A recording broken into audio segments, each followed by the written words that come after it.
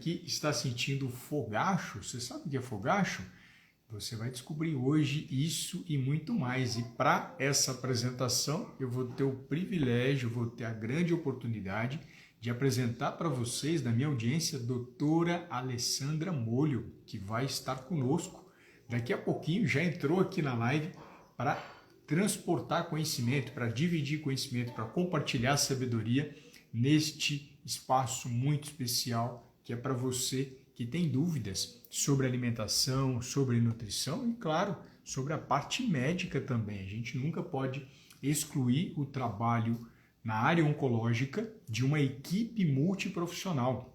Eu falo da alimentação, mas eu preciso sempre ter a humildade de trazer brilhantes profissionais de outras áreas para enriquecer você nessa noite muito especial. A doutora Alessandra já entrou aqui, eu vou deixar escrito o nosso conteúdo, né, que é Reduzindo o Fogacho. A doutora vai explicar tecnicamente o que é fogacho. Talvez você esteja sentindo isto e não sabe o motivo, não sabe a razão, e ela com certeza vai contribuir bastante para essa noite sua. Então, vamos lá, deixa eu convidá-la. Doutora Alessandra Molho, está ela abrir a tela, aguardando o aceite dela. Acho que daqui a pouquinho ela... Doutora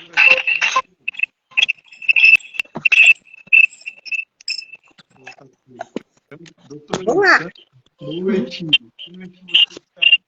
Tudo bom? Tudo bom? Peraí, tá entrando uma interferência aqui, uma microfonia. Não tem problema. Doutora Alessandra vai trazer uma apresentação incrível para você, mulher, que está enfrentando a questão do fogacho. Ela que tem muita experiência e vai contar muitos causos, muitas histórias, muito o olhar científico que é a nossa visão e a nossa missão. Conseguiu? Consegui aqui. É que o meu telefone está sem bateria aqui, eu tive que ligar o carregador. Não tem problema, isso faz Daí parte ele da... está equilibrado aqui. Quem sabe faz ao vivo, né? Não tem, a gente faz. Esse é o lado importante, né? Então, a doutora Alessandra vai A gente dividir... se vira. Claro, vai dividir comigo, vai ser uma oportunidade para você, mulher que está passando pelo fogacho. E eu, sem mais delongas, eu vou já aproveitar esse espaço que eu estou com a doutora Alessandra e pedir, doutora Alessandra, não existe ninguém no mundo que conheça melhor o seu currículo do que você. Então, apresente-se, por gentileza, para a nossa audiência. Oi, obrigada. Eu só tenho que agradecer aí a oportunidade de estar aqui, estar conversando e a gente poder estar nessa troca de informações, porque também a experiência que você tem é enorme. É muito bom poder conversar e poder ver como a coisa funciona, na verdade, né? A gente tenta falar como funcionam as coisas na vida real. Porque muitas vezes os livros falam uma coisa, mas na verdade a coisa funciona de uma maneira bem própria. Existem as diferenças de acordo com os países, com as culturas, até mesmo diferenças em relação à religião. Porque as crenças de cada um também influem bastante. Então, antes de qualquer coisa, eu queria agradecer a oportunidade e a gente vai conversar e bater papo aí em relação a toda essa conversa muito boa aí, que eu acredito que vai ser, sim. Que legal. E eu vou falar um pouquinho de mim. Eu ia falar de mim, esqueci. É o seguinte, eu sou a Alessandra, eu tenho 53 anos, eu já estou na menopausa, eu já tive fogacho, eu sei o que é. O que acontece? Eu sou médica, ginecologista, esse ano completo 30 anos de formada, e eu trabalho... a idade chega para todo mundo. E eu trabalho com prevenção do câncer. Basicamente, trabalho com HPV e trabalho principalmente com câncer de colo uterino. Então, eu estou acostumada com pacientes que têm muito medo. As pacientes que têm medo do câncer. Não são exatamente pacientes com câncer, mas são pacientes que têm medo. E eu trabalho bastante tempo já com pacientes que têm HPV, pacientes que têm medo de câncer e pacientes na pós-menopausa. E a ideia é justamente essa, é tentar desmistificar e falar aquilo que é seguro, aquilo que realmente é proibido, que a gente deve evitar ao máximo, e aqueles mitos, né? Que a gente pode falar que, olha, gente, isso é bobagem, esqueçam tal coisa. Que legal, doutora Alessandra. Então, eu vou aproveitar também, já pedir para a minha audiência, para as pessoas que me acompanham, que sabem do meu trabalho com câncer, da minha história também com câncer. Esse ano completam 31 anos que eu tive contato pela primeira vez com câncer de pâncreas. Estou em remissão de 17 anos, tive metástase no fígado, 21 metástases, e uso a minha experiência, o meu conhecimento, para ajudar você que está passando por essa doença, para ver que não é um bicho de 7 cabeças. O câncer é complexo, mas não é um bicho de outro mundo, é algo que a gente pode resolver aqui. E falando em solução, eu peço também para a minha audiência seguir, a partir de agora, aperta o clique, seguir a doutora Alessandra Molho, que ela tem um conteúdo muito rico, vai agregar muito no conhecimento de vocês. Ação é poder. Eu normalmente evito de falar que conhecimento é poder. Não adianta nada saber se você não age. Então, ação é poder. Age agora, aperta o clique no seguir da doutora Alessandra Molho, porque ela vai ter muito conteúdo ao longo desse universo todo para transmitir para vocês. E, doutora Alessandra, eu vou tentar fazer mais o papel de moderador e não o papel de trazer soluções para reduzir o fogacho, tá bom? Então, eu quero aproveitar a sua experiência, trazer tudo que você sabe nesse pequeno passo que a gente vai ter para agregar com as pessoas, para somar com as pessoas. Tem termos técnicos que eu gosto sempre de trazer para a minha audiência para eles entenderem. Para nós da área da saúde é muito comum falar sobre câncer de colo, é muito comum falar sobre HPV. Mas, para uma pessoa que está entrando aqui pela primeira vez, que é leiga, que não conhece, o que é HPV e qual é a relação dele com câncer de colo, doutora? O HPV, ele é um vírus. Ele é um vírus sexualmente transmissível, mas ele é extremamente comum. A gente acredita que na população feminina, entre as mulheres que têm relação há pelo menos 5 anos, 80% delas já vão ter contato com o HPV em algum momento da vida. A gente descobriu isso através de estudos envolvendo o estudo de anticorpos. Eu até brinco que o Covid foi uma coisa muito boa, porque foi mais fácil de eu explicar o HPV para as pessoas. O que acontece? A maior parte das pessoas que entram em contato com o HPV, que é um vírus, as pessoas entram em contato, criam anticorpo e eliminam o vírus. E não tem sintoma nenhum, igualzinho o Covid. E você só vai descobrir que um dia teve contato se você fizer a pesquisa dos anticorpos. Então, algumas pessoas, principalmente aquelas que têm uma imunidade que acaba dando brecha para entrar o HPV dentro da célula, essa célula pode começar a se proliferar e ela acaba desenvolvendo um processo que a gente chama de neoplásico, né? Ela começa a proliferar e formar uma nova lesão, um novo tecido, uma neoplasia. Na maioria das vezes são neoplasias que vão regredir espontaneamente. São lesões muito brandas, que nem Covid. Você tem a forma branda do HPV. Você faz lesões brandas que dão, às vezes, algum sintoma, como uma alteração do Papa Nicolau ou uma verruga, mas aquilo acaba regredindo espontaneamente ou precisa de um tratamento leve. Em raros casos, você pode ter uma lesão mais grave, que seria uma forma grave, né? Uma lesão mais maligna, entre aspas. E essa lesão maligna, ela pode evoluir para o câncer de colo uterino. Mas o que a gente sempre diz? A gente tem como prevenir. O câncer de colo uterino é o único câncer que tem vacina. As meninas entre 9 a 11 anos, elas... de 9 a 14 anos, elas podem serem vacinadas gratuitamente pelo Sistema Único de Saúde. É uma vacina distribuída pelo SUS. Então, a gente fala que meninos e meninas, adolescentes, eles têm essa vacina gratuita e é o único câncer que tem vacina. É a prevenção número 1. Então, quem tem criança, quem tem filho nessa idade, é para vacinar. É uma vacina segura, é uma vacina que ela é utilizada no mundo inteiro.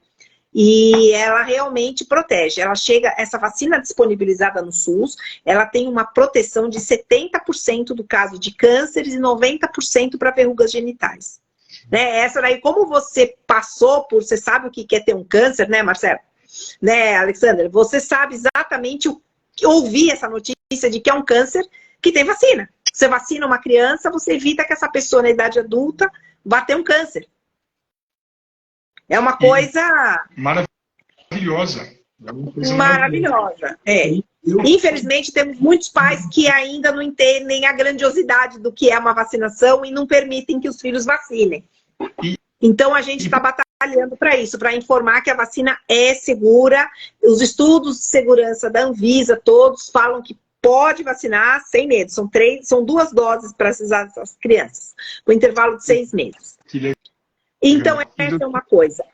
E o que faz o vírus realmente acabar gerando câncer? A palavra é imunidade. É a imunidade da pessoa que acaba deixando aquele vírus tomar conta e fazer a festa. E a gente não tem como falar de imunidade sem falar de comida, né? É o que você bota na boca, é o teu combustível, você é o que você come. Então, se você não tiver uma imunidade legal, se você não tiver uma alimentação boa, você vai ter uma imunidade e vai sofrer mesmo. Você não vai ter nutriente. Que legal. Muito importante a senhora trazer toda essa bagagem, doutora, desmistificando a questão da vacina, desmistificando a questão de que só a parte de médica, medicamentosa é o suficiente. Você traz toda a bagagem, a importância da alimentação para que isso se torne real, para que essa vacina realmente tenha melhores resultados, cada dia mais assim como tem no mundo. E isso me faz lembrar, doutora, do meu menino, que tem hoje 17 anos, e lá atrás ele tomou no posto de saúde as 2 doses da vacina de HPV. Eu não tive essa oportunidade e várias pessoas que se formaram comigo não tiveram essa oportunidade lá atrás. Mas falando de oportunidade, para mulheres já adultas, é possível essa vacinação? Para homens adultos, é possível essa vacinação, doutor? O SUS garante vacinação para mulheres que tenham doenças que baixem a imunidade. Pacientes HIV, pacientes em quimioterapia, pacientes lúpicas que usam corticoide, pacientes que têm transplante de órgãos. Até 45 anos. Então, o SUS garante vacinação gratuita para as pessoas que têm, para mulheres até 45 anos e para homens até 25, que são imunossuprimidos. Porque ele consegue, são pessoas que são grupos de risco por causa da doença que causa uma baixa imunidade para ter o câncer de colo. Então, essas pessoas têm a vacinação garantida. Pessoas que não estão nesse grupo, mas que desejam se vacinar, homens até 25, mulheres até 45 anos, essa vacina é disponibilizada na rede privada. Aí, na rede privada, nós temos a quadrivalente, que dá 90% de proteção para verruga e 70% para câncer de colo. E tem a nonavalente, que dá 90% de proteção para câncer de colo. Legal. E falando dessa proteção, doutora, para quem entrou aqui agora, eu estou conversando com a doutora Alessandra Molho, ginecologia. Estou pronunciando certo? Molho é assim que se pronuncia? É molo, é italiano. Molo. Tem gente que acha que é espanhol e fala como se fosse 2L, LH, mas é italiano, então pode pronunciar normal. M-O-L-O. Eu cometi esse molo e ela está conversando conosco sobre a prevenção do câncer de colo. Para daqui a pouco a gente já entra na questão do fogacho, que é o tema nosso. Mas eu sempre, quando tenho a oportunidade de conversar com uma brilhante ginecologista, eu gosto muito desse espaço e dessa divulgação da prevenção do câncer, que é fundamental e é necessária. Então, ela trouxe informações muito preciosas aqui para a gente e eu vou avançar um pouquinho mais nesse ponto, doutora, que é o seguinte. Quando se fala, por exemplo, para levar as meninas para ir ao ginecologista, qual que é a idade sugerida, doutora? Então, a idade sugerida, a gente fala o seguinte, se é uma menina que está menstruando, começou até a primeira menstruação, e está tudo em ordem, ela não tem cólica, está regular, nem precisa ir, tá? Mas ela tem cólica, tem um fluxo muito intenso, ela principalmente perde aula por causa da cólica, é isso que é o mais importante. Pode ser sinal de alguma coisa mais séria, como uma endometriose, assim, é importante a gente diagnosticar logo. Isso é uma coisa. A outra coisa para quem está pensando em iniciar a vida sexual.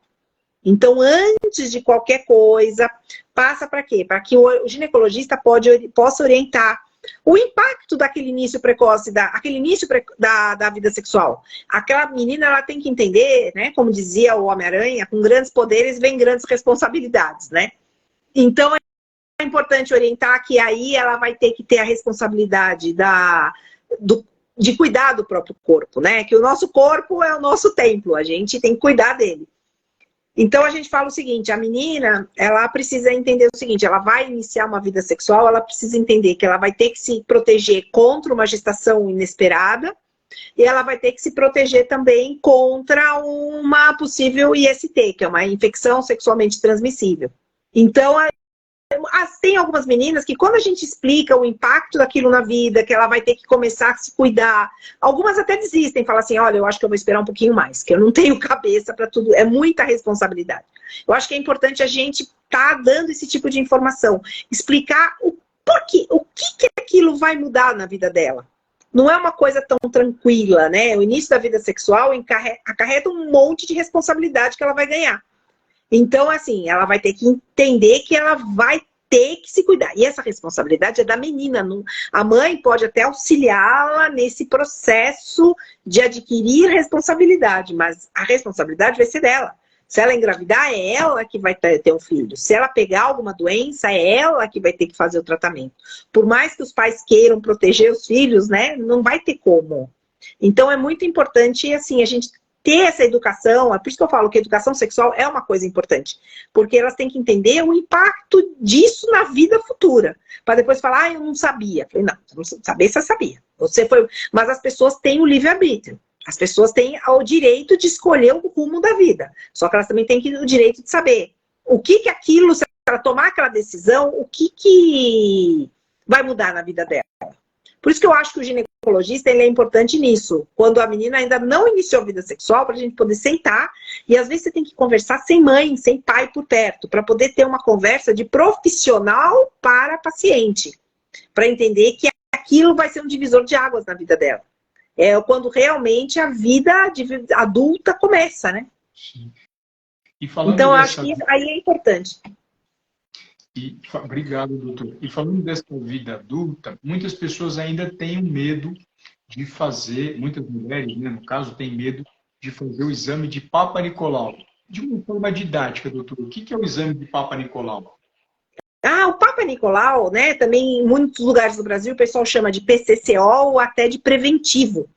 O Papa Nicolau, ele é um exame, ele rastreia lesões precursoras de câncer de colo uterino. A ideia é saber se você tem alguma lesão, você tem alguma alteração no colo do útero que pode virar câncer. Não é o câncer, né? Na verdade, quando a pessoa tem um câncer de colo uterino, quando a gente examina, a gente já sabe. Mas qual é o nosso objetivo? É você descobrir se aquela mulher ela tem alguma lesão que tem potencial maligno. Essa lesão, então, aí ela é possível de ser tratada. E, pasme, é um tratamento que é mais simples que arrancar um dente. A gente faz com anestesia local no próprio consultório. Você tira aquela peça maligna, a pessoa tem praticamente 100% de cura. Que legal. São lesões super simples de tratar, que a gente tem que ser, o profissional tem que ter treinamento e equipamento para fazer isso. Claro. Mas o objetivo do Papa Nicolau é detectar precocemente lesões que possam virar câncer de colo, para que eles possam ser tratados facilmente, e você preserva o útero, preserva a fertilidade, a pessoa pode ter filhos, pode ter parto normal, tudo tranquilamente depois. Então, normalmente, essas lesões têm uma taxa de malignização por volta de 70%, se você não tratar. Então, a cada 10 mulheres que a gente trata, a gente sabe que são 7 cânceres que a gente evitou. Nossa, que bacana. Ele sabe, a gente não sabe qual delas que ia ser sorteada, né, para ter ou não. Mas pelo menos a gente dorme com a consciência tranquila, né? Sim.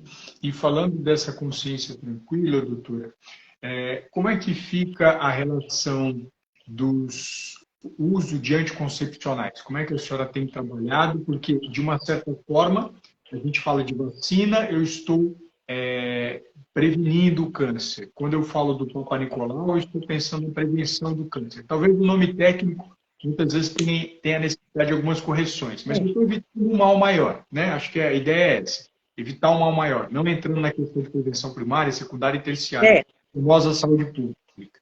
Mas pensando assim, eu estou evitando um mal maior com o Papa Nicolau, um mal maior com a vacina, mas quando começa o uso do anticoncepcional, existe o risco também de acelerar alguns tipos de câncer. Como é que o médico ginecologista ele consegue fazer esses ajustes para encontrar o melhor método contraceptivo para a mulher? E para o homem, claro, também. Não, então, o anticoncepcional hormonal oral, ele é um método excelente, só que a gente tem que explicar para o paciente que existem algumas coisas. O uso prolongado de anticoncepcional oral, do hormônio, ele pode acarretar 2 grandes aumentos de câncer. Câncer de mama e câncer de colo uterino. Então, isso é uma questão muito interessante, porque hoje em dia, a gente evita que a paciente use por 5, 10, 15 anos o anticoncepcional, a não ser que aquela pílula esteja trazendo algum outro benefício que compense o risco desse aumento de lesão. Então, a gente sabe hoje em dia que anticoncepcional oral por tempo prolongado, mais de 10 anos, por exemplo, ele aumenta o risco de câncer de mama, aumenta o risco de câncer de colo uterino. Por outro lado, ele reduz o risco de câncer de ovário. O anticoncepcional, então, assim, entendeu? É tudo assim, nada é totalmente ruim, nada é totalmente bom.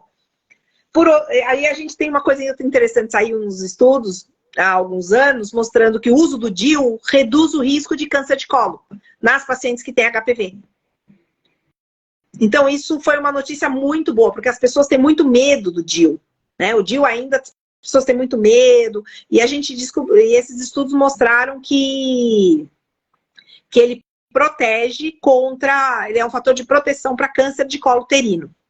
O câncer de colo uterino, ele é um câncer interessante, que eu não sei, assim, se você for vacinado, você já reduz 70% a 90%. E se fizer os exames preventivos regularmente, você praticamente elimina 100% das lesões pré-malignas. Ele é um câncer que pode ser facilmente erradicado. E é muito triste porque ele pega mulheres da faixa dos seus 40 a 50 anos. São mulheres jovens, mulheres que estão numa fase produtiva, economicamente ativas, são mães de crianças pequenas, na faixa dos seus 20 dos seus 40 a 50 anos, ela ainda tem, são crianças ou são jovens, né, que ela tem filhos jovens ainda. Então, ele ceifa vidas de mulheres que ainda teriam muita vida pela frente. E essa foi uma das coisas que me estimulou muito a trabalhar com isso. Porque ele pega mulheres jovens. E são mulheres que estão trabalhando, mulheres que têm filhos jovens também, são filhos adolescentes, são crianças ainda. E a gente sabe que medidas tão simples vão resolver, só o Papa. E você falou uma coisa interessante, por que tem mulher que não faz Papa, né? E a gente sabe que isso é um dos maiores fatores de risco para o câncer de colo. São mulheres que não colhem o preventivo regularmente. A gente entende que o SUS é uma coisa complicada, é difícil, mas a maior parte dos postos de saúde, eles facilitam muito a coleta do Papa Nicolau. As pacientes que chegam pedindo preventivo, nem que eles têm um médico, tem a enfermeira, que também é habilitada para colher, a UBS vai colher. E tem uma lei, eu vou até procurar aqui, que garante até 3 dias de folga para quem é CLT para fazer os exames preventivos de câncer. Então, toda mulher que é registrada em carteira, ela tem medo assim, mas eu não quero faltar, eu não posso faltar porque eu tenho que trabalhar e eu não posso fazer o exame.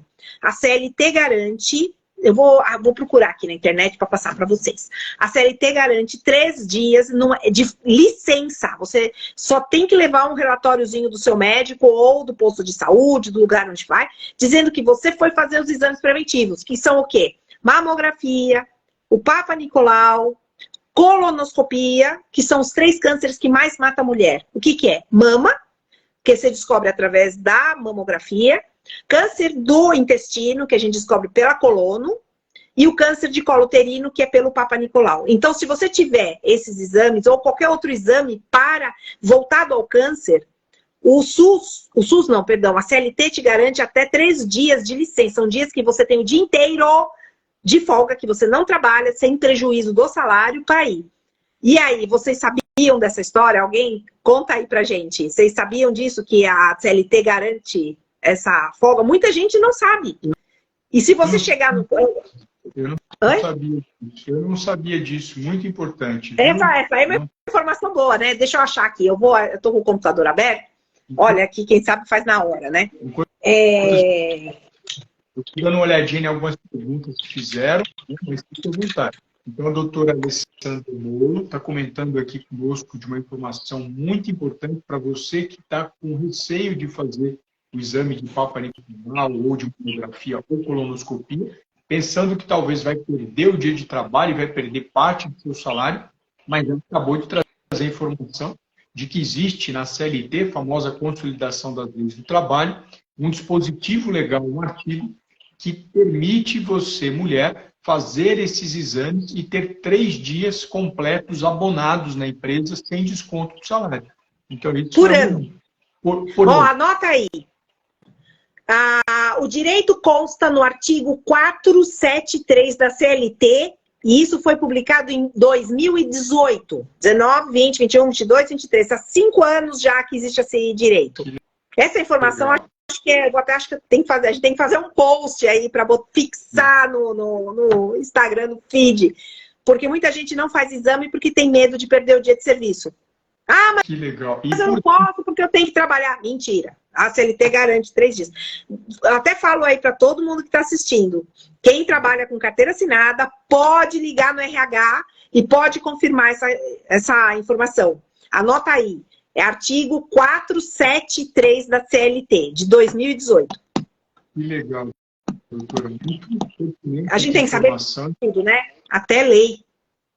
E talvez essa informação, você que está com medo, com esse medo de perder os dias do trabalho, depois comenta com a gente aqui, que eu tenho interesse em deixar a live gravada, seja aqui na live com a doutora também.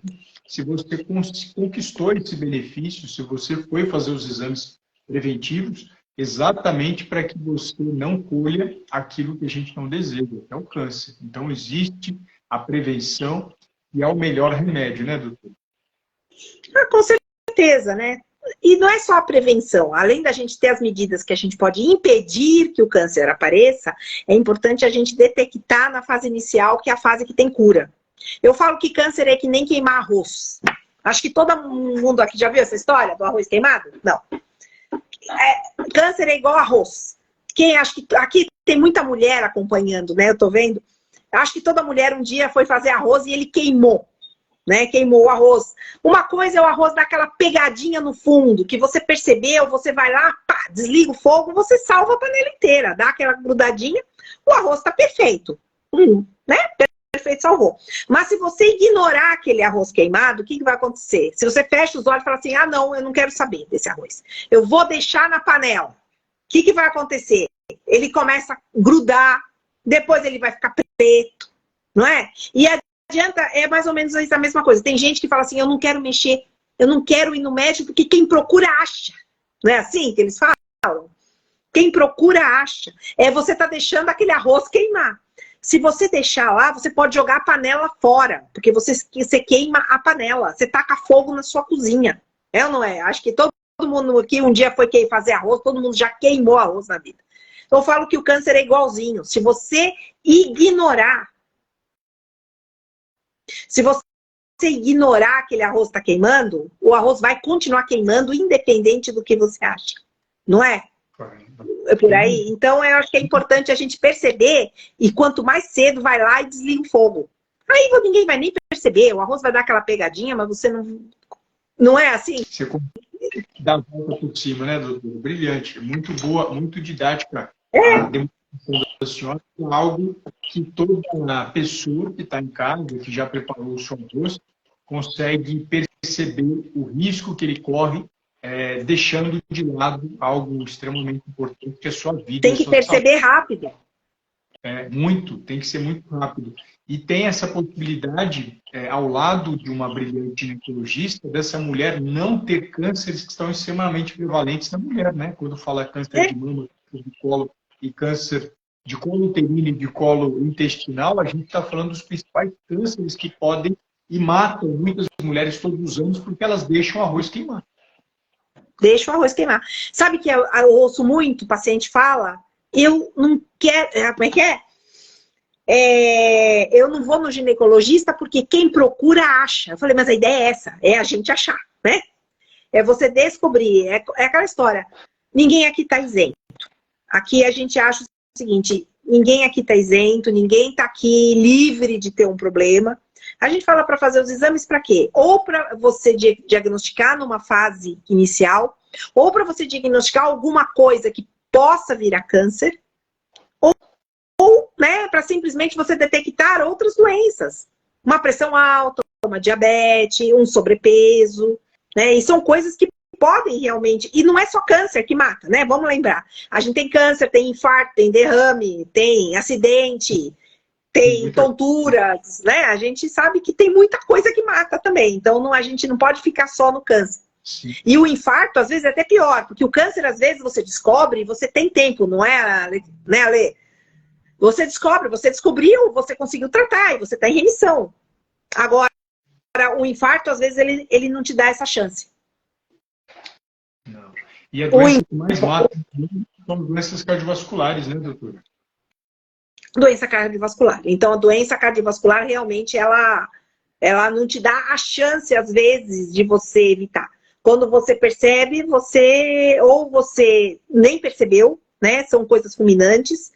Ou quando você percebe, você já está sequelado grave e a vida vai ter que ser totalmente diferente dali para frente, né? Então, a prevenção é fundamental. E aí, uma coisa que a gente sempre fala também é do povo não fumar, né? Quem está fumando, pelo amor de Deus, porque o cigarro só faz bem para uma coisa. Só tem uma coisa que ele faz bem.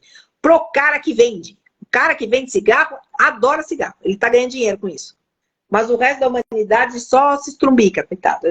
Quem fuma, e a gente sabe que o poder de vício é difícil mesmo, né? O tabagista, ele tem um poder de vício muito, muito forte. Então a gente tem que sempre falar para aquela pessoa que não fuma, falar assim, não entre nessa. É muito difícil de sair. É muito. E, doutora, voltando um pouquinho para a questão do HPV, algumas pessoas colocaram aqui, mas eu já estou com HPV, eu posso tomar vacina? Então, pode. A vacina tem 3 funções básicas. A primeira, como eu falei, é não pegar. A segunda é evitar a forma grave. Lembra da história do Covid? Por que as pessoas tomavam vacina do Covid? Para você não pegar o Covid, que é a mesma coisa, não pegar o HPV. Para você não fazer a forma grave do Covid. Você às vezes pega, mas você não faz a forma grave, você faz uma forma branda.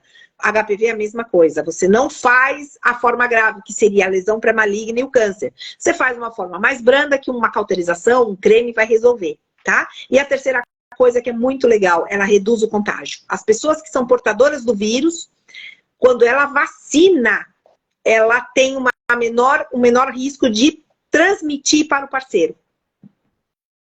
E falando dessa transmissão, doutora, de transmitir para o parceiro, tem uma querida seguidora que está colocando aqui, a Santana. Doutora, fala um pouco do HPV alto risco. Tem cura ou não tem? É muita confusão. Então, é assim, das pacientes portadoras do HPV de alto risco, de 40% a 60% delas conseguem eliminar o vírus completamente. Tá? A outra parte, o que acontece? A imunidade da pessoa, a imunidade consegue manter o vírus adormecido. O vírus adormecido, ele tá quieto, não tá causando lesão, deixa ele quieto. Isso é o objetivo do jogo. O objetivo do tratamento do HPV não é eliminar o HPV. Eliminar o vírus é um bônus. O objetivo é você não ter lesão. O HPV ele é muito, muito, muito comum. A gente falou que até 80% da população tem contato com o HPV depois de 5 anos de atividade sexual. Isso daí é uma coisa que a gente percebe que existe bastante mesmo. Tá? Então, ele é muito comum. E de todo mundo que é exposto ao HPV, somente 0,2% chegam a desenvolver o câncer de colo de útero. Então, o câncer é uma complicação rara pela infecção do HPV. Então, em 40% a 60% das vezes o HPV é eliminado, é considerado cura. E mesmo que ele, e também, mesmo que você não elimine o vírus, você pode mantê-lo adormecido. Isso daí também é maravilhoso, é isso que a gente quer. A gente não quer lesão.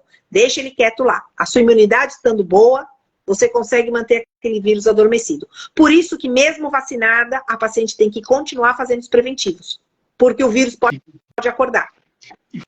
Falando desse acordar, doutora, a Priscila Dias perguntou: a vacina evita transmitir para outro parceiro? Não entendi muito bem. Reduz o risco de contágio. Legal, legal. Então, se uma mulher, assim, uma pessoa tem... Por isso que também é legal vacinar os meninos. Você diminui a chance dele estar contaminando outras mulheres. Esse é o objetivo de vacinação dos meninos. É você diminuir o vetor, diminuir a chance dele, desse menino... se ele, porventura, for contaminado, ele vai reduzir a chance de transmitir para as namoradas que ele tiver. Olha que interessante. Muito legal, doutor. Isso daí é extremamente importante. E tem Isso eu vi num congresso esse ano que eu assisti. Que legal. E, doutor, a Denise está perguntando: hoje em dia, o ginecologista só pede exame de imagem. Por isso, hoje em dia, eu não vou mais ao ginecologista. A vergonha prevalece. O que você traria para trazer esperança para essa pessoa, segurança da importância do ginecologista? Porque ela tem a sensação de que o ginecologista pede um tipo de exame. Como é que é essa realidade? O que a senhora poderia falar, talvez, com a dúvida da Denise, e para milhões de mulheres que até hoje não foram ao ginecologista? O que a gente pode falar, doutor? Então, o exame ginecológico, ele faz parte da consulta, tá? Então é o seguinte, isso faz parte, isso daí todo ginecologista aprende. O exame ginecológico faz parte da consulta. Eu atendo o plano de saúde. Eu examino, as pacientes vêm comigo, elas sabem. Agora tem paciente que fala assim, eu não quero ser examinado, eu prefiro fazer os exames no laboratório. A gente respeita o direito da paciente. Eu coloco, o paciente prefere fazer exames no laboratório, 2 guias ela vai. Mas eu sempre pergunto, vamos colher o Papa Nicolau aqui? Porque eu gosto de examinar, palpar a mão. Eu gosto. Infelizmente, isso daí, para quem atende plano de saúde, a gente não ganha 1 centavo a mais por fazer isso. Mas eu acho que isso faz parte da obrigação da gente, entendeu? Isso faz parte da consulta. Você fala, mas isso faz parte da consulta? Faz. Infelizmente faz. Então, assim, eu prefiro estar com a minha consciência tranquila. Eu atendo particular, eu atendo plano de saúde, eu atendo igual todo mundo, porque eu não consigo diferenciar uma coisa da outra. Tem algumas pacientes minhas aí, que eu já vi um monte de nominho conhecido, que me segue, a gente conhece as meninas. Então, vocês podem até dizer. Agora, o que vale é o seguinte, você vai no médico, procura saber quem ele é. Ele tem rede social? Alguns sites colocam, por exemplo, as opiniões de outros pacientes que foram. Alguns sites oferecem esse tipo de coisa, entendeu?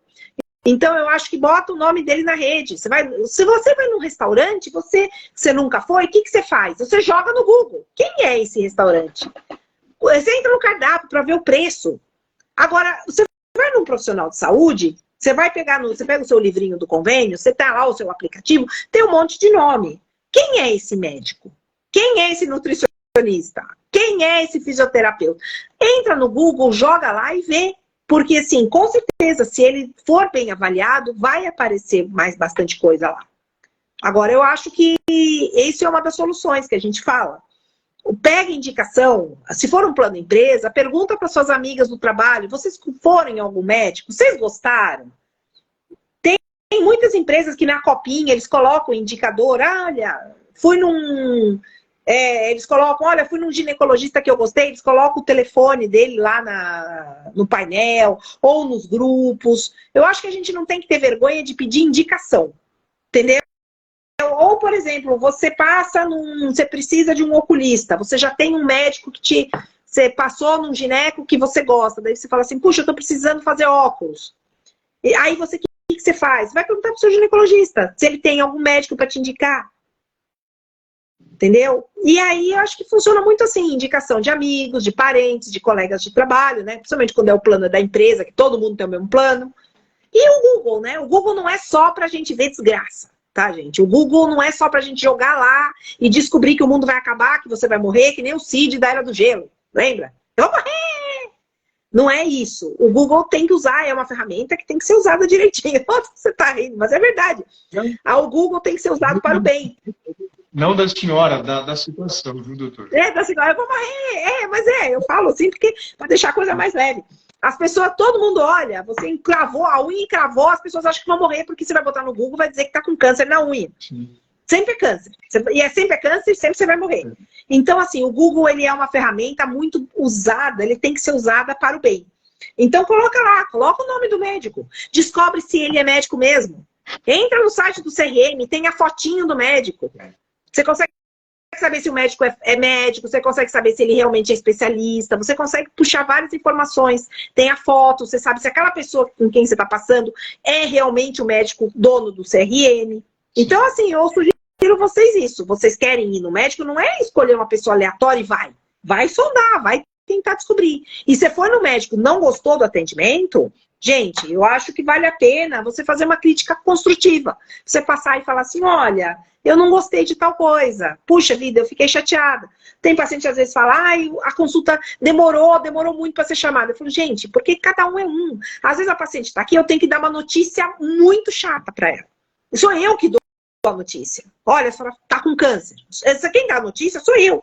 Aí a pessoa, para vocês terem uma ideia, olha, eu tenho lenço aqui do meu lado. A pessoa começa a chorar aqui do meu lado. Vou falar o quê? Dá licença, acabou sua consulta, vou chamar a próxima. E tem toda uma técnica. Eu não posso dar notícia de supetão. Eu tenho que preparar a pessoa, eu tenho que chamar um acompanhante.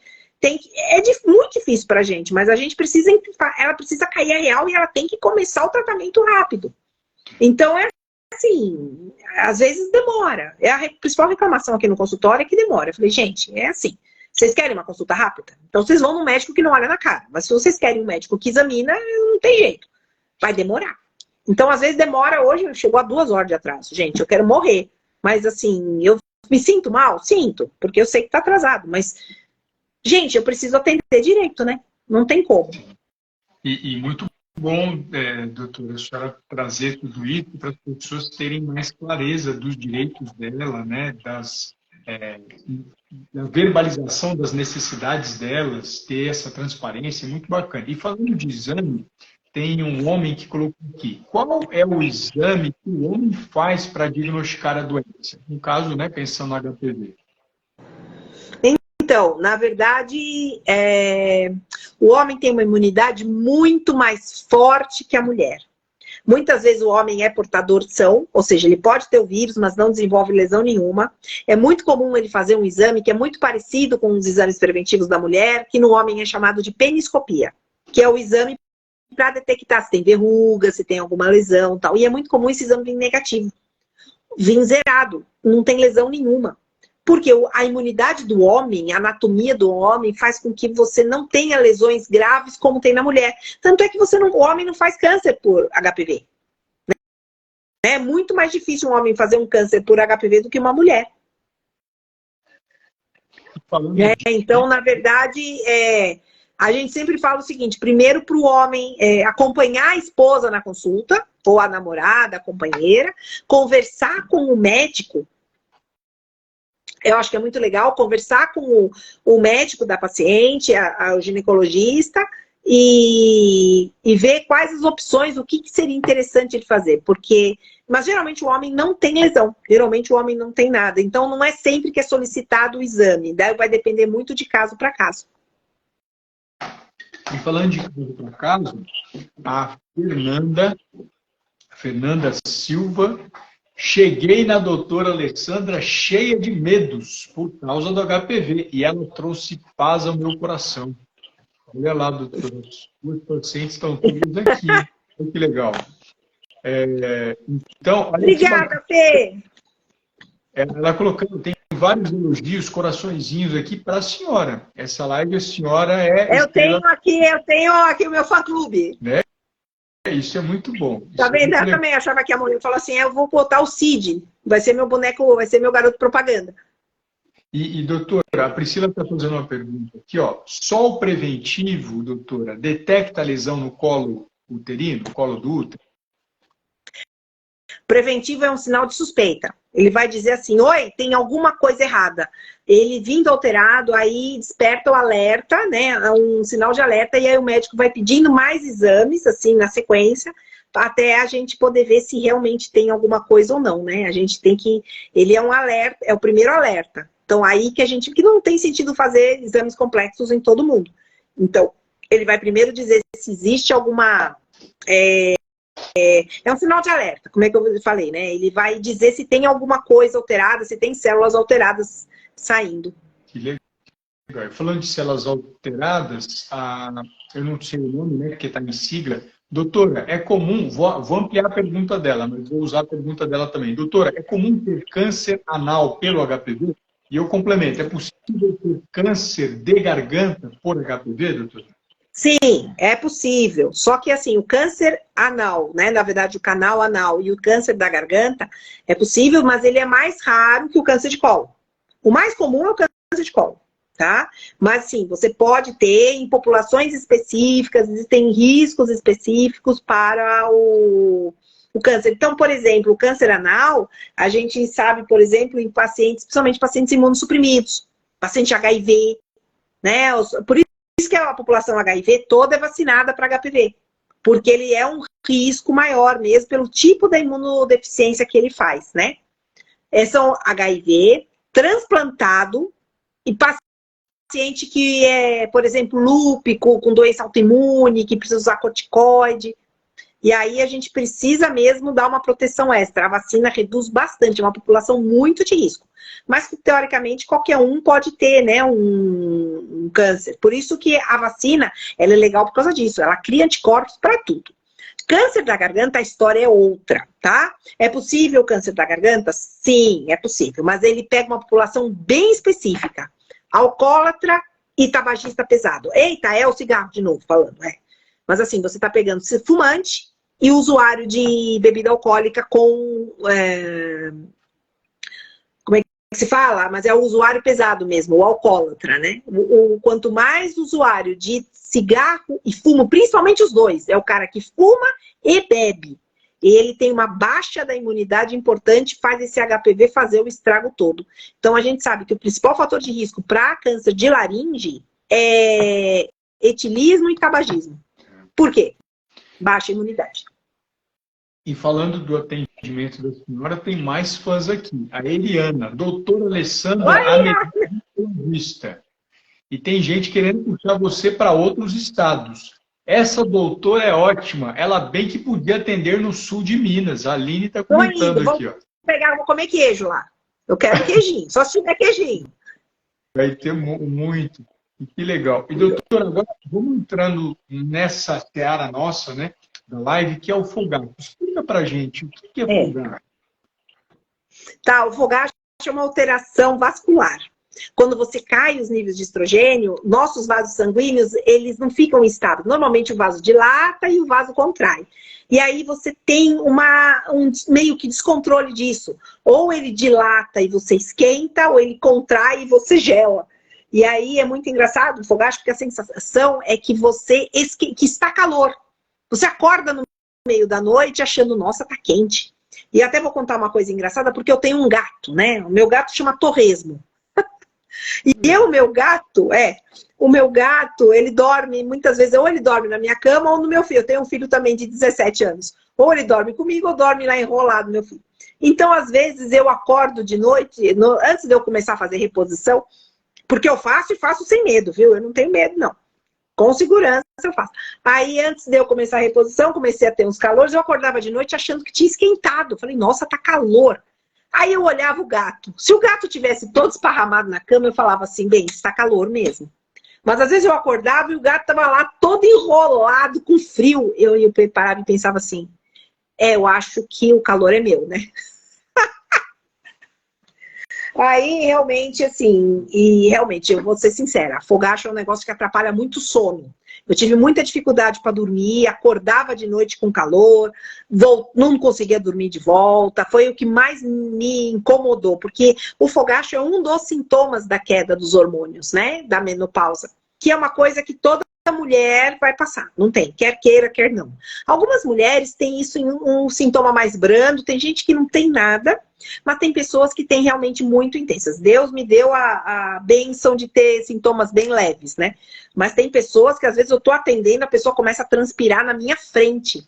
Ela tem ondas de calor no meio da consulta, a pessoa pega o lenço, ela tem que se passar um lenço no rosto, que a gente percebe a pessoa tendo sudorese no meio da consulta mesmo. É uma coisa que eu imagino que deva atrapalhar muito a vida da pessoa. E graças a Deus a gente tem controle para, quer dizer, a gente tenta, né, dar o controle. Porque qual a coisa? O melhor tratamento para os fogachos realmente é a reposição hormonal. Eu falo com conhecimento de causa. Para as pacientes que a gente vê, é a reposição à base de estrogênio. Para quem tem útero, faz também o contraponto de progesterona. A progesterona reduz muito o risco de câncer de endométrio. A ideia da progesterona é proteger o endométrio e proteger o câncer e proteger aquele útero do estrogênio. E realmente é o padrão ouro. Então, as pacientes que não têm contraindicação, a gente oferece. Aí a paciente fala assim, eu não quero tomar porque eu tenho medo de ter câncer. Eu falei, gente, tá, você tem realmente, as pacientes que tomam a reposição, ela, comparada com a população que não toma, ela tem um aumento muito discreto, tá? É um pouquinho, uma ou outra paciente a mais vai ter o câncer de mama. Mas a gente percebe o seguinte, a paciente que faz reposição é uma paciente mais rigorosa nos seus exames preventivos. Ela não deixa passar a data da mamografia. São cânceres que são descobertos muito precocemente, que têm tratamento e tem uma chance de cura mais alta. É diferente daquela paciente que não faz reposição, mas também não faz nenhum exame preventivo. Que a gente pede, pô, gente, você está preocupada com o câncer de mama? Caraca, então pelo menos faça, né, a mamografia. Também elas não fazem. Outra coisa importante que aumenta muito o risco de câncer de mama, muito mais que o hormônio, é o sobrepeso.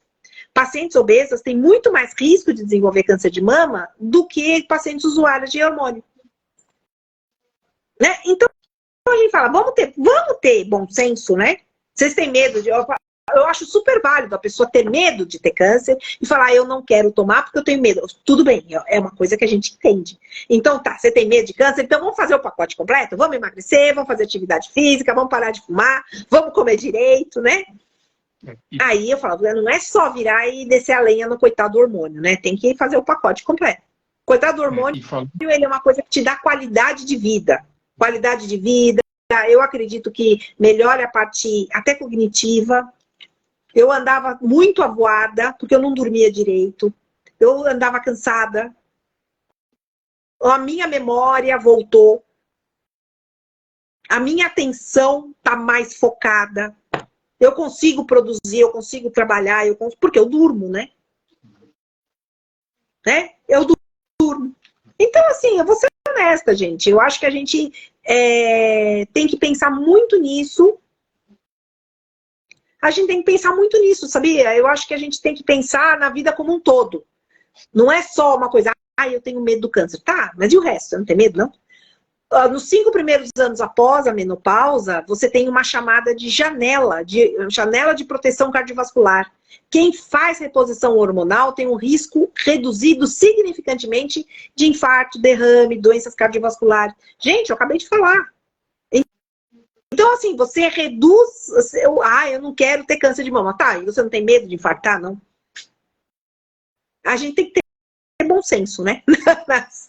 Então, assim, agora, vamos supor, uma paciente que tem um antecedente de câncer de mama, uma paciente que tem um antecedente de trombose, ou uma paciente que vira para mim e fala, eu não quero tomar hormônio, de jeito nenhum. Então, a gente tem outras alternativas para alívio desses sintomas. E é justamente disso que a ideia da live é justamente essa, né? Da gente falar o que dá para ser feito. Então, as primeiras coisas, vem as vizinhas, as amigas, a internet. E o pessoal vem com chá de amora, né? A cara, né? Vem com chá de amora. Vamos tomar leite de soja. Vamos comer tofu, né? O que mais aqui o pessoal fala?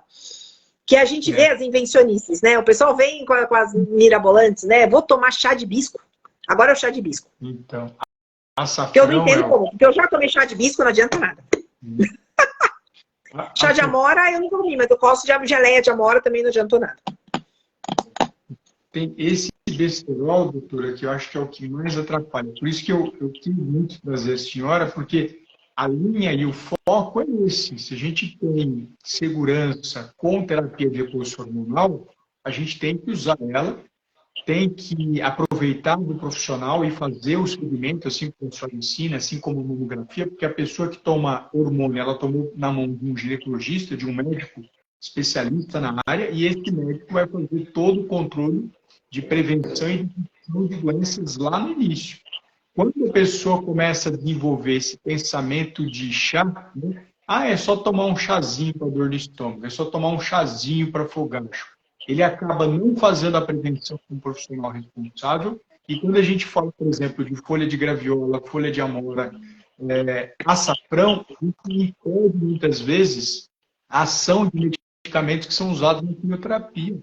Ou a gente consome uma semente, uma oleaginosa, que é uma das que tem mais veneno na natureza. A soja tem 36 venenos, 3 cancerígenos, glifosato, carbofurante, 2,4-D fenolfosfato. Quando alguém me fala, eu vou comer soja, eu entro em desespero. Eu fico desesperado quando alguém fala que vai tomar soja. Sério, eu não sabia disso, não. Eu, naturalmente, eu não gosto de nada de soja, nem óleo de soja eu gosto. Eu naturalmente, é uma coisa que eu não procuro, não tenho... Eu já comi proteína texturizada de soja. Até que dá para comer mais ou menos, sabe? Aquela carne vegana. Eu já comi, embora eu goste mais de comer uma carne de verdade, né? Mas aí, a proteína texturizada, de repente, me faz lembrar bonzo, que parece aquelas comidas de cachorro, sabe? Aquela proteína texturizada. Mas aí eu falo o seguinte, é gosto de cada um, né? Eu acho que tem que ver isso daí. Eu, pessoalmente, eu não gosto muito de soja, mas eu não sabia que ele tinha esses produtos que são considerados oncogênicos. Isso, doutora, dentro das 4 linhas, porque assim, eu tenho um contato com o Ministério da Agricultura, com a Polícia Rodoviária Federal e Polícia Federal, em relação ao uso de agrotóxicos proibidos que vêm do Paraguai e da China para irrigar soja no Brasil. Então, dentro das 4 linhas, eu estou falando de 36 agrotóxicos. A hora que fecha a porteira, aí a coisa rola solta. Então, meu Deus, não sabia. Existe hoje a possibilidade de alguém que come proteína texturizada de soja, tofu, AD, consumir outras substâncias mais prejudiciais do que essa que eu mostrei para você. Então, é um ponto forte que eu trago para as pessoas. Não consuma soja. Soja não é bom, soja não é saudável, soja não é saúde, soja não faz você ter segurança num tratamento como a terapia de reposição hormonal, indicada pelo médico, ou outros medicamentos também que podem ser utilizados, como a doutora usa de forma brilhante. Por isso, a intenção dessa live, de tirar um pouquinho essa mente de que soja é a solução. Soja não é alimento para ser humano. Mesmo que for orgânica, ela também pode interferir no crescimento de endométrio e de outros tecidos do seu corpo. Hiperplasia, vai ter endométrio. Então, Sabia que a gente... Eu sabia que muitas vezes tem muito pediatra que não deixa meninos tomarem aqueles suquinhos de soja para evitar a exposição ao hormônio feminino? Tem muitos pediatras que contraindicam. Eu lembro que o pediatra do meu filho, ele não queria que desse. Ele falava, ele não dava. Isso porque o meu filho está com 17 anos, né? Quando ele era pequeno, faz tempo já. Estou falando de coisa de uns 15 anos atrás. Ele não gostava. Eu até perguntei, ele perguntou se ele gostava. Eu falei, ele não gosta muito. Ele falou, então não compre mais. Porque isso tem alguns meninos que sofrem. Ele falou, estava orientando todas as mães de meninos a nem comprarem aquele produto. E eu vou em outro lado também, doutora, que é a questão da linhaça. A linhaça também tem bastante fitoestrógeno. Tem uma publicação recente da British Medical Journal Case Report de homens tomando óleo de linhaça e desenvolvendo ginecomastia. Então, olha, eu não sabia disso. Quando eu tenho no destaque do meu Instagram, eu coloco os agrotóxicos utilizados na linhaça. É possível depois encontrar, eu coloco o nome deles, porque eu pego o relatório do Ministério da Agricultura para os produtos, os agrotóxicos autorizados. E tem também um artigo que eu coloco mostrando do risco que pode apresentar para alguns homens. E quando a gente fala de mulher, eu não faço sugestão de alimentos extremamente ricos em fitoestrógenos. Rico no sentido negativo, tanto a soja e a linhaça... São as pacientes que não podem usar estrogênio, né? São as pacientes que têm, por exemplo, mama. São que mais tem. Então, eu não faço divulgação na live desse consumo, desse risco, porque a minha missão é diminuir a chance dela piorar. Porque para ajudar... Agora, sabe que nem todo câncer, que o câncer de mama, realmente, a gente sabe que não pode usar nenhum tipo de hormônio feminino, porque pode piorar mesmo o tratamento. Mas, por exemplo, o câncer de colo uterino tem dois tipos. Tem o escamo celular, que é do epitélio, e tem o adenocarcinoma, tá? O adeno é da glândula. Esse adeno da glândula também não pode usar hormônio. Mas que é o câncer mais, ele é menos frequente. O câncer de colo de útero, normalmente, o que mais tem é o escamo celular. Carcinoma escamo celular, é o SEC. Esse tipo de câncer não é nenhum tipo de contraindicação para a reposição. Pelo contrário, muitas vezes a gente tem que dar hormônio para melhorar as condições dela. São mulheres jovens que às vezes fazem radioterapia, elas têm a vagina muito atrofiada e ela vai ter que voltar à vida dela, né? Uma moça que tem 45 anos, ela é casada e ela tem direito de retomar a vida dela continua. Você mais do que ninguém, o colega sabe o que é que o câncer não é uma sentença de que a vida acabou. A vida continua. Ela continua com o marido, ela continua com uma vida, ela continua com os filhos, às vezes ela é solteira ou ela vai fazer um novo relacionamento. E a gente fala, gente, e se ela puder usar hormônio, se a gente puder ajudá-la a retomar a vida marital dela, ela vai retomar, porque aquilo faz parte da vida, né? Ela tem a família dela e a vida dela vai continuar. Então, para câncer de colo o escamoso, né, que é o espino celular, ela pode usar hormônio tranquilamente, que não dá problema nenhum, até ajuda, né, na recuperação.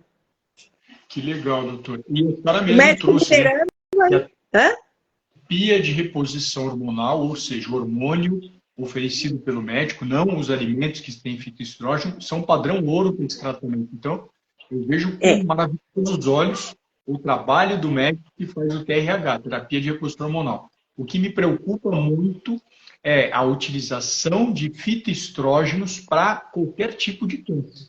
Porque quando a gente fala, por exemplo, da soja, o consumo da nossa soja, isso não é divulgado, 95% da soja do Brasil é transgênica, que é um produto feito em laboratório e que tem, a longo prazo, muitos estudos para comprovarem se isso é seguro ou não para a população.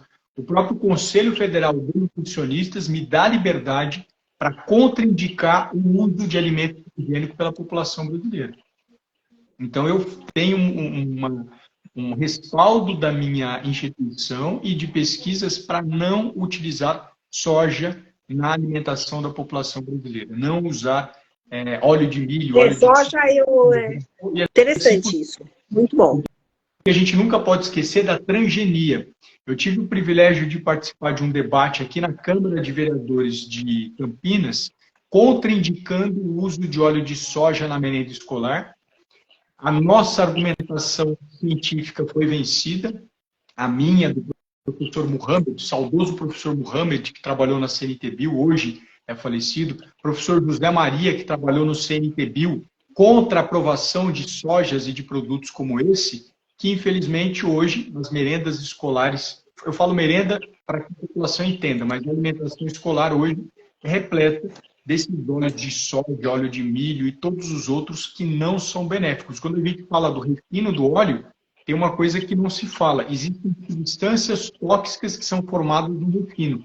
Antigamente, na minha época, na sua, doutora Alessandra, o óleo de soja tinha cheiro. Você vai se lembrar disso. Eram latas, você passava no corredor e a soja tinha cheiro. Como é que a Bunge, Cargill, tirou o cheiro desse óleo? Refinando ele mais ainda. Então, ele superaquece mais o óleo e forma outras substâncias tóxicas, que é o 3-MPCD, que forma o Forte-8-NI, o hidroxinonenal, e o furano, que são substâncias extremamente prejudiciais para as nossas células. Então, Quando se fala de refino, óleo de soja, milho, girassol, canola, algodão, a gente está falando de um produto que pode ser extremamente maléfico para a população. Se existe risco, eu falo, não consuma. Não consuma óleo de soja, de milho, girassol, canola, algodão. Lembrando que a alimentação do brasileiro e do Ocidente é pró-inflamatória, então tem bastante ômega 6 em diversos óleos e eles podem aumentar o processo inflamatório que já é presente no câncer, que é presente no sobrepeso, na obesidade, na endometriose, na artrite, e daí vai. Os itens não faltam nas doenças que a medicina tem estudado ao longo dos anos. Então, por esses motivos, eu contraindico fortemente para todas as pessoas não consumirem soja, óleo de soja, milho, girassol, canola, algodão, e seguirem o caminho que a doutora brilhantemente trouxe, que é terapia de reposição hormonal ao lado do ginecologista padrão ouro para a gente poder mudar essa história. Exatamente. Né? E, doutora, e diz uma coisa, qual o óleo de cozinha mais seguro? Legal. Então, eu nunca gosto de falar o mais seguro, eu gosto de falar as opções. Então, por exemplo, a gente tem a possibilidade, se a pessoa gostar, de consumir com manteiga, cozinhar com banha e cozinhar com óleo de coco. Existem vários trabalhos agora, meta-análises e revisões sistemáticas, demonstrando que a indústria lá atrás, que vendeu a ideia do óleo de soja ser mais seguro, enganou a população de que gordura saturada faz mal. Não faz mal, gordura saturada é positiva. Por sinal, comer gordura e comer proteína não engordam. Até contra-intuitivo isso, mas o que engorda é o excesso de carboidrato. O nosso pâncreas secreta insulina, pega esse carboidrato e quando tem excesso, armazena em formato de gordura.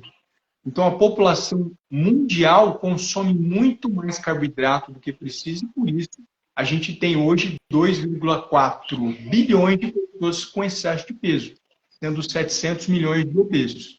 Então, a gordura saturada é bem-vinda, pode ser adicionada nas refeições, e os meus pacientes fazem isso.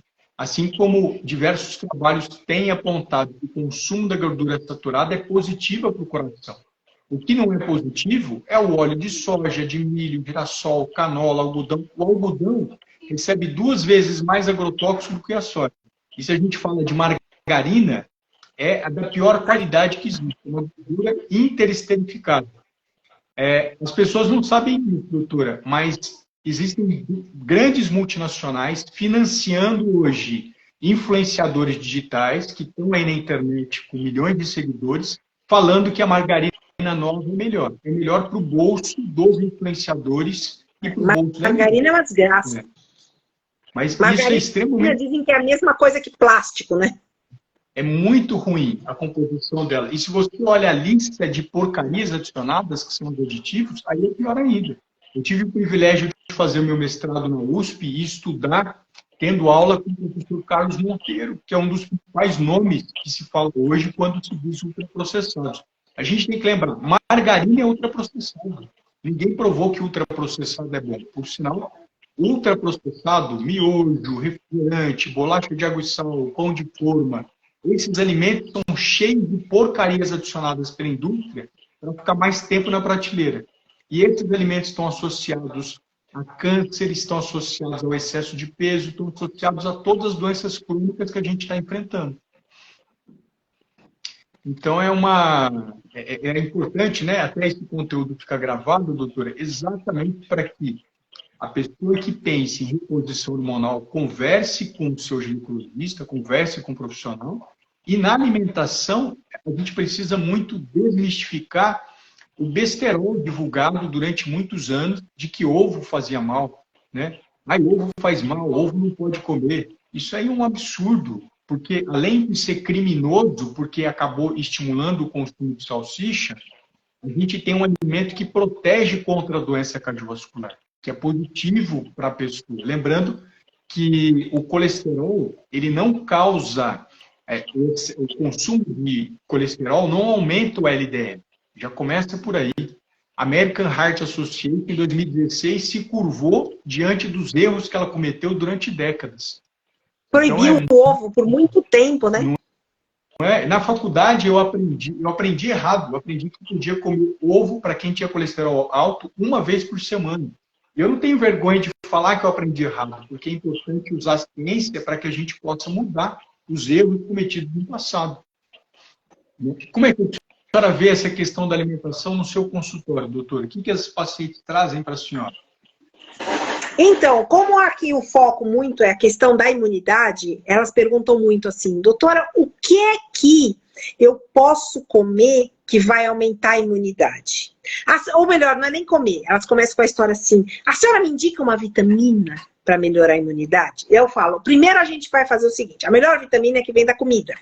Vamos mudar, vamos lá, quantas frutas você come por dia? Ah, eu não gosto muito de fruta. Assim, eu até gosto, mas eu não como, não tenho hábito, tá? E verdura, você come verdura? Você come legume? Porque não é só vitamina, você precisa da fibra, você precisa da proteína, você precisa, né, dos nutrientes. Você vai ver o que a pessoa come queijo, ou come pão, carboidrato, macarrão, carne. Falei, tudo bem, isso são coisas importantes? Sim, todo mundo precisa comer. Mas assim, você precisa comer, daí eu dou a lição de casa, eu mando elas comerem por dia 3 verduras e legumes e 2 frutas por dia. Vamos começar do começo. Vamos começar comendo. Ah, mas a senhora não tem uma vitamina, um remedinho para passar? Eu falei, tem. Anota aí. 3 legumes e verduras. Todo dia. Vai dar uma meta. Vamos lá, brincadeira. Que vão encaixar na comida. Fruta é fácil. Fruta você leva na bolsa e come aí quando der. Mas o legume vai lá. E aí o que eu falo é isso, a questão da imunidade. Primeiro a gente tentar estimular uma alimentação, porque elas querem muito comer, elas querem uma vitamina, assim, elas querem um comprimido, elas querem um suplemento, né? E existem algumas coisas, existem até medicações que a mídia joga muito pesado, fala assim, olha, compra esse extrato de não sei das quantas, essa cápsula de não sei o quê. Você não precisa comer alho, compre o extrato de alho. Eu falei, mas quem vai ficar comendo alho, comprimido de alho, gente? Pelo amor de Deus. Doutor, eu tenho percebido que a indústria alimentícia ela é muito mais cruel do que a indústria farmacêutica. Muito mais. É. Porque ela não precisa provar para o FDA nem para a Anvisa que o aditivo dela faz mal a longo prazo. No caso dos medicamentos, se a empresa produzir um medicamento que faz mal daqui a 20 anos, ela vai pagar a indenização para todas as famílias que sofreram com aquele medicamento. Agora, quando a gente fala do alimento, é a toque de caixa. Lançou o alimento, põe ali o nutriente novo, põe ali a substância nova e empurra. E dane-se. Dane-se. E passar mal, culpa da indústria alimentícia. A culpa é sua que você não fez atividade física e não se alimentou bem. Não é culpa minha que coloquei um aditivo, alguns presentes no pão de forma, presentes no biscoito de polvilho e bolacha recheada, cancerígenos, rotulados pelo IARC, pelo instituto que determina aquilo que é cancerígeno ou não por mim. Então é extremamente cruel o trabalho da indústria de alimentos para seduzir a população para continuar comendo margarina, para continuar tomando óleo de soja, para continuar comendo miojo ou quinojo, para continuar comendo isopor colorido, que são salgadinhos aí, e daí por diante. Ah, tu fala uma coisa que muita gente fala que não acredita. Eu desestimulo sempre a usar aqueles glutamato, aquele aginomoto, e eu falo às vezes para paciente que aquilo lá é cancerígeno, elas não acreditam muito. E eu queria saber a sua opinião sobre os glutamatos aí, que com certeza eu acho que bate com a minha. Bate com a minha opinião. Uma coisa assim, bem interessante, que é assim, quando a gente fala de glutamato, a gente tem extremamente presente no queijo parmesão, no tomate, em outros, aspargo e peixe. A comunidade oriental, ela que consome esse alimento, ou a população que consome, tem muito glutamato. A minha preocupação é introduzir o glutamato monossódico, né, que a gente já conhece, como algo obrigatório. Mas sim, por exemplo, eu tenho pacientes no Japão. No Japão é comum o uso do glutamato. Faz parte da cultura. Então, sempre a minha orientação ela é focada. Quem é essa pessoa? Por que ela consome esse produto? Por que ela consome esse alimento? Porque quando a gente olha a composição do glutamato, ele é um aminoácido. Então, de certa forma, eu tenho visto bastante trabalho no qual não mostra esse risco do câncer, como a gente tem sido alertado, mas sim como para a pessoa que pertence àquela cultura e gosta daquele alimento. Porque o glutamato é o quinto gosto, é o gosto humano. Ele tem naturalmente nos alimentos, mas com certeza o uso exagerado de qualquer substância vai ser prejudicial e ruim. Assim como o consumo da água em excesso, hoje na live cedo, doutora, uma paciente falou que estava tomando 8 litros de água por dia. Não paciente, uma seguidora. Nossa! Faça isso. Para com isso agora. Aí eu tenho compulsão por água. Para com essa compulsão e vai identificar por que você está com essa compulsão. Pega na mão do seu nutricionista, do seu médico, porque tem um trabalho interessante que eu tenho feito com as pessoas nas redes sociais, que é da dose. A gente precisa saber a dose daquilo que você está consumindo. Exemplo, eu tenho uma paciente minha em remissão de um câncer de mama hormonal e ela foi para um restaurante de sushi e comeu tofu. E ela sabe que eu tenho um trabalho leve em relação a isso. Não é porque ela comeu tofu uma vez que o câncer vai surgir. Não é porque a gente está ao lado de um fumante durante um mês que a gente vai ter câncer de pulmão. Tudo precisa da dose e da frequência. Durante quanto tempo você vai usar? Então, eu sempre procuro trazer leveza nas minhas orientações, no sentido de que, se o glutamato fizer parte daquela cultura e daquele hábito, eu vou controlar a dose. Mas não necessariamente eu vou estimular a pessoa a consumir. Né? Tudo com moderação, né? Eu trabalho muito, doutor, com o lado afetivo. Não é proibido o refrigerante. Não é proibido o açafrão se a pessoa usa um momento ou outro. Mas quando ela começa a usar como remédio, como muitos fazem, shot de açafrão, a gente estava até conversando, né? Shot de açafrão e limão de manhã. Para quê? Para ter gastrite todo dia tomando isso? Você não precisa disso. Ah, sim! Me perguntam sobre o açafrão do shot. Eu falei, gente, açafrão é um tempero. Você quer colocar no arroz, na batata, na sopa, no cozido? Fica ótimo. Eu uso, eu gosto. Porque eu acho gostoso. Mas eu uso o quê? Eu compro aquele açafrão que já vem num potinho, que ele já vem, parece um tempero. É só você chacoalhar e ele cai dentro do arroz, entendeu? Coloca uma quantidade mínima, uma panela inteira de arroz fica amarelinha. Eu falo, não precisa. Imagina, a pessoa pega uma colher de café, come aquilo inteiro. Eu falei, outra coisa que eu falo para não fazer esses shots em jejum, porque não faz sentido. E, na minha opinião, aquilo faz mal. Ele pode corroer a dentina. A minha irmã é dentista, inclusive ela já falou que pegou vários pacientes que vêm com problema dentário por ficar tomando água com limão em jejum. O açafrão, aí falaram, e o própolis? Posso usar própolis? Eu falo, para que você quer usar própolis? O própolis, ele aumenta a imunidade? Eu não sei. Se você quiser, para falar a verdade, eu não sei nem exatamente o que é própolis.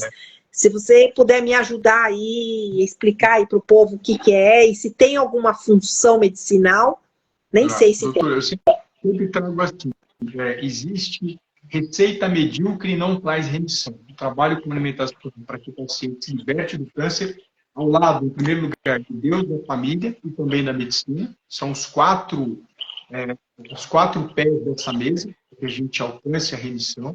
Não dá para fazer um trabalho apenas da medicina, não dá para fazer um trabalho apenas da nutrição. Então, eu sempre falo que é importante unir as ciências, não é à toa que nós estamos aqui juntos.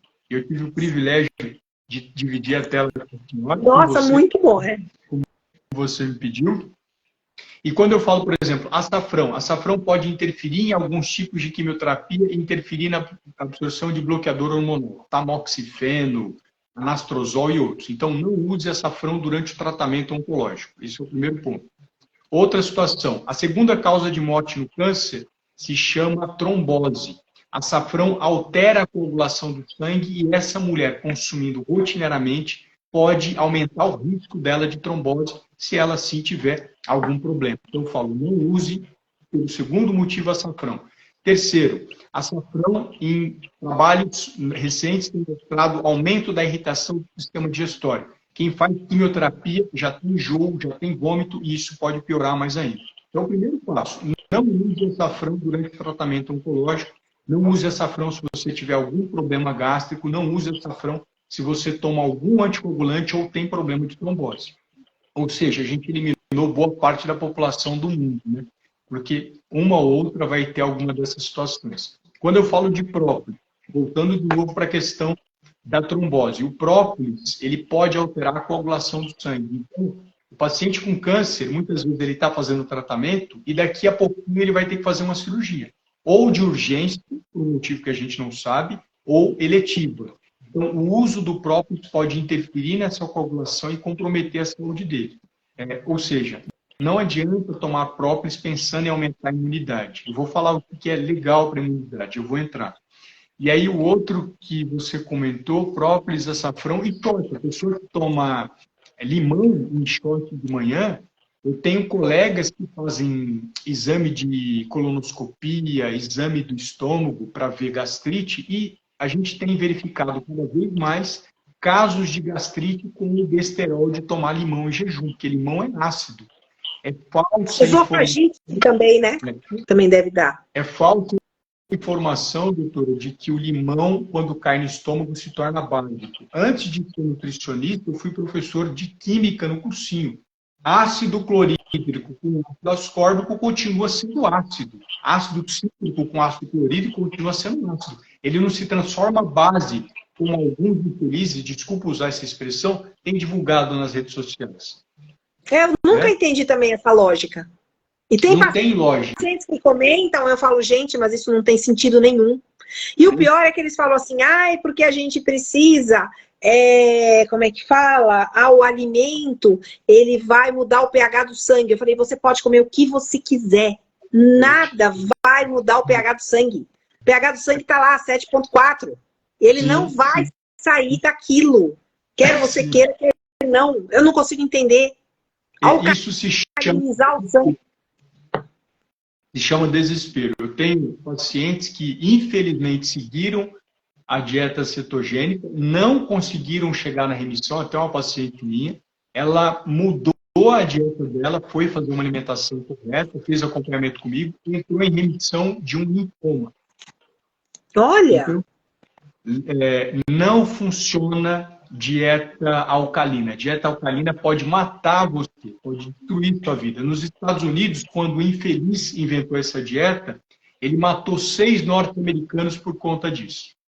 Então, não seja mais um número na tabela de mortes do câncer. Seja alguém vitorioso, alguém que não entrega a própria vida a leigos para que você não continue mais aqui conosco. Então, é muito importante a senhora trazer isso. Não tem o que fazer para mudar o pH do sangue. Não vai mudar. Você não vai conseguir fazer isso. É fisiologia. Isso é a base da bioquímica, a base da fisiologia. No primeiro ano de faculdade, todo profissional da saúde aprende isso. E aí a Érica trouxe aqui um ponto. Água de Ibirá. Tem lógica? Tem pessoas... O que é água de Ibirá? Água de Ibirá é uma marca que faz uma água mais alcalina. Tem pessoas que gostam, então não é proibido. A Agência Nacional de Água libera água potável com um teor de alcalinicidade maior ou menor. Não tem problema a pessoa tomar. Agora, não acredite, Érica, que a água de Ibirá é milagrosa ou vai te tratar do câncer, que isso não tem base científica. Então, é importante fortalecer isso. A pessoa não é proibida de tomar uma água alcalina, mas ela não tem nenhum poder especial. Começando por aí.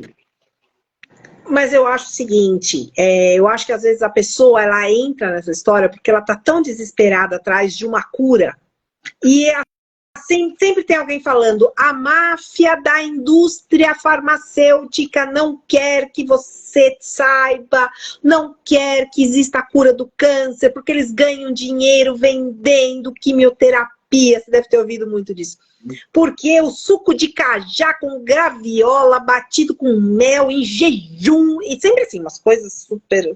Então é isso que é importante, eu acredito que assim, eu acho que são verdadeiros criminosos que usam do desespero de alguém para criar e vender alguma coisa.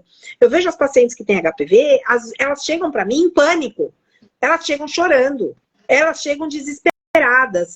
Mas eu comprei esse suplemento na internet porque eles falaram que é o único suplemento que vai fazer eu eliminar o HPV. Eu falo, querida, você tem imunidade, você tem anticorpo. Você vai eliminar o HPV sem o apesar do suplemento. Se você for uma pessoa saudável, ele vai sarar. A gente só vai intermediar esse processo aqui, né? E a gente fala, a nossa imunidade é muito mais forte que a gente imagina. Mas eu imagino que, assim, o câncer, ele deve deixar a pessoa muito preocupada, realmente. A pessoa acho que perde a noção e ela quer uma coisa milagrosa e eu acho que ela pensa assim, mal não faz. E, na verdade, é o seu trabalho maravilhoso, né? De falar que faz mal, sim, pelo amor de Deus. Não... Porque eu acho que as pessoas são enganadas com aquele sentido de não vai fazer mal. Que mal tem comer um negócio natural? Porque elas falam, mas o limão é natural. Eu falei, sim, veneno de cobra também é natural. Né? Quando tem uma planta chamada Comigo Ninguém Pode, falei, faz um chá de Comigo Ninguém Pode, vê o que acontece com você. Né? Eu falei, né, um veneno de cobra também é uma coisa natural da natureza, mas chega perto de uma cobra para você ver o que acontece. Então, não é porque a coisa é natural que a coisa não vá fazer mal. Eu acho que é muito legal, eu tenho te acompanhado o teu perfil já faz algum tempo, eu acho muito legal falar isso para a paciente, para ela entender que não é porque aquilo é comida, mas, né, e tem muito picareta, que abusa, que ele usa a coitada, aquela pessoa que está em pânico, em busca de... Eu não imagino, porque quando a pessoa tem um problema realmente sério de saúde, ela ouve muita coisa e ela quer uma solução milagrosa. Ela quer mesmo. Só que a internet é cheio de falsos profetas, né? É cheio de gente prometendo mundos, fundos e tudo, só que é mentira. Eles querem mais é vender e querem que você compre a pílula milagrosa lá. Que nem aquela... como é que é? A fosfolamina lá, como é que chamava? Nem lembro o nome lá do Querini lá. Sim. Eu tomei essa substância. Não gosto nem de falar o único o nome. Doutora. Viu?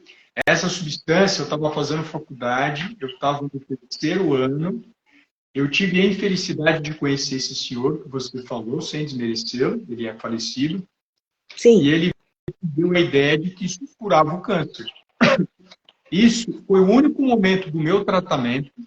Estava no terceiro ano de faculdade, não tinha base científica alguma, estava aprendendo o que era ciência. Foi o único momento do meu tratamento que o tumor do fígado cresceu. Foi o único momento que eu tomei essa porcaria. Então eu sempre falo, isso é uma live das metástases, né? Estava com 21 e as metástases cresceram. Então eu falei assim, essa porcaria, quando eu tomei, aumentou a metástase que eu tinha no fígado. E aí eu parei de tomar porque eu tinha medo de falar para o médico que... a gente sempre fica com medo, né? Não, vou tomar porque o médico não vai concordar. Né? Claro que ele não vai concordar. Isso aumenta a metástase, isso aumenta o tamanho do tumor. É claro que ele não vai passar a mão na sua cabeça. E eu parei sozinho. Tomei e parei. Lá na frente, foi descoberta uma forma de tirar os tumores e a gente conseguiu, o médico conseguiu tirar os 21 tumores do fígado. Foi retirado 80% do fígado. Como a gente já sabe, né? O fígado é um dos órgãos que volta ao tamanho normal depois de... É praticamente uma planária, né? Ai, tô caindo. Praticamente, ele é uma maravilha. Ele constrói inteiro. Eu sempre falo, não existe remédio milagroso, suplemento milagroso para o câncer. Eu sempre trago essas dicas. Me dá a dica, Alexandre. Primeira dica, não existe chá milagroso. Segunda dica, não existe suplemento milagroso. Terceira dica, abrace o profissional, o seu nutricionista, segure na mão dele, do seu médico e caminhe para a remissão. Ponto final. Não tem Posso segredo. Falar uma dica a mais? Pode, por favor. Não é porque é natural que não vai fazer mal. Sim.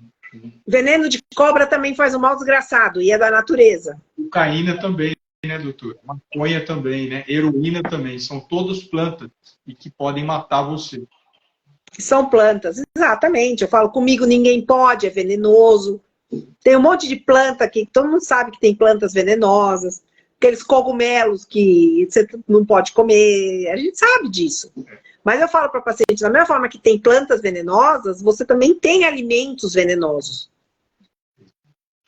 E eu comento também, doutora, sobre a questão de, por ser cristão, e muitas pessoas me trazerem informações bíblicas, né? Aí eu tento entender aquilo que a pessoa está trazendo. E é muito rico, é muito bom. Muitas pessoas escrevem, não, Deus fez tudo que Deus fez é bom, então eu vou comer planta tal. Aí eu falo assim, é legal, você está falando de Deus, então vamos conversar mais de Deus. Abre teu livro, a Bíblia, em Gênesis, e dá uma olhadinha no paraíso que tinha um fruto proibido. Se Deus, em Gênesis, no Éden, já fez um fruto proibido e falou para você não comer, ele falou para você não comer. Deus falou, não fui eu. Por que você está teimando para falar que tudo que ele fez é bom e você pode comer? Então, você não é a Bíblia. Então, Exatamente. eu já começo a cortar o pé de quem tenta usar Deus para falar que ele pode fazer o que ele quiser. Que a pessoa quer. Teimosia, né? Então, eu costumo trazer bastante essa discussão quando a pessoa entra nesse lado de desqualificar Deus. Quando ela começa a criar histórias bíblicas que não existem. Porque o meu foco no trabalho, na rede social, é sempre ciência. Sempre falo. Tem ensaio clínico randomizado, tem revisão sistemática, não tem conflito de interesse. A gente tem experiência com resultado comendo o famoso arroz, feijão, carne, fruta, verdura, legume. Alimentos de verdade. E não a receita medíocre do açafrão, e não a receita medíocre do limão, e não a receita medíocre da couve cunhana.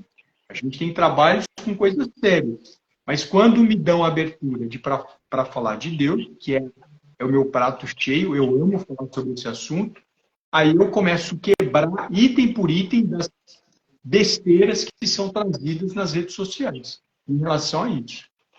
Então, é mais ou menos o foco que eu tenho dado. É isso.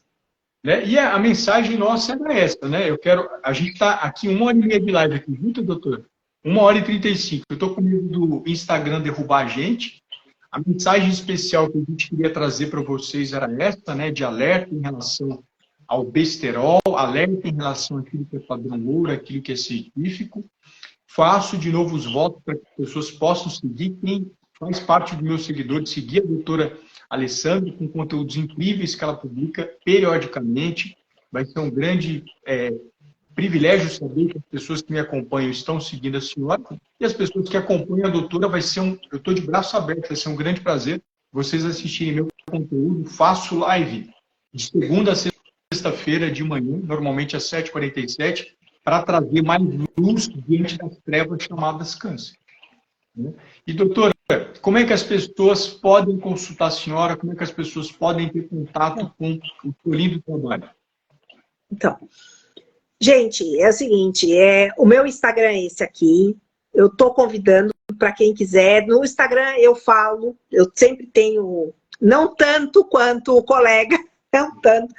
É o mais difícil fazer live, mas eu tô lá nas caixinhas de pergunta, eu estou lá sempre nos stories. E respondo todos os directs, podem mandar direct, com certeza eu vou responder. Se eu não responder, pode me chamar, porque às vezes passa, tá? Eu faço questão de responder pessoalmente, sou eu mesma que respondo. Às vezes até mando áudio para dizer para a pessoa entender que sou eu. Tá? E lá na bio tem todas as informações, tem telefone, WhatsApp.